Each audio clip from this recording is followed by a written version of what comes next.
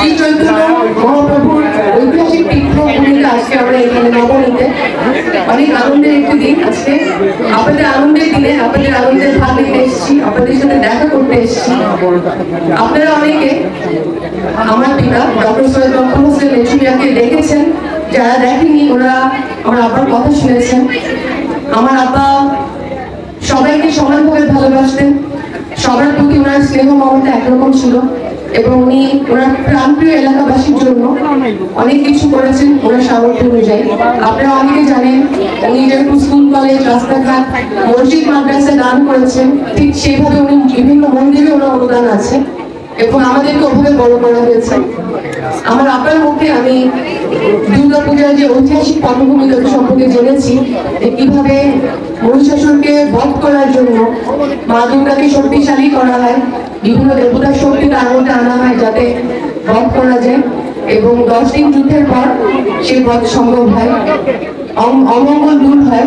ঠিক সেই একইভাবে আমি আশা করব পৃথিবী থেকে যেরকম সমস্ত অমঙ্গল দূর হয়েছে, আমাদের বাংলাদেশ থেকে সমস্ত অমঙ্গল দূর হয়ে যায়। সামনে আমাদের ইলেকশন, সবাই ঐক্যবদ্ধ থাকতে হবে। সবাই এক থাকলে কোনো অমঙ্গল কোনো খারাপ কিছু আমাদেরকে ছুতে পারবে না। আপনাদের সবাইকে আমি বেশিক্ষণ সময় নিব না, রাজনৈতিক বক্তব্য দিতে চাই না, শুধু একটা কথা বলতে চাই। আমার বাবা যেরকম কোনো ধর্ম বর্ণ গোত্র এগুলোকে বিভাজনের বিভেদের উপায় মনে করতেন না, সবার একরকম ছিলেন।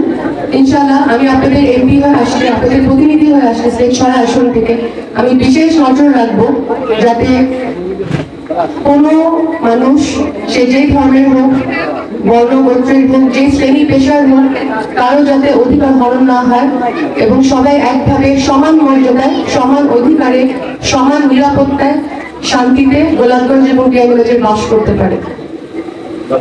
আপনারা আমার সাথে থাকবেন, আপনারা যখন প্রার্থনা করবেন আমি আশা করব আপনাদের প্রার্থনা আমাকে একটু মনে রাখবেন এবং আমি আশাবাদী এত মানুষের প্রার্থনা এবং দোয়াতে আমি থাকলে নিশ্চয়ই আপনাদের পাশে থাকতে পারবো, আপনাদের জন্য কাজ করতে পারবো।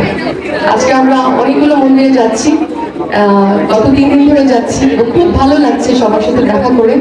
আপনাদেরকে সবাইকে আরেকবার আমার পক্ষ থেকে, বিএনপির পক্ষ থেকে, জনাব তারেক রহমানের পক্ষ থেকে সবাইকে শারদীয় শুভেচ্ছা।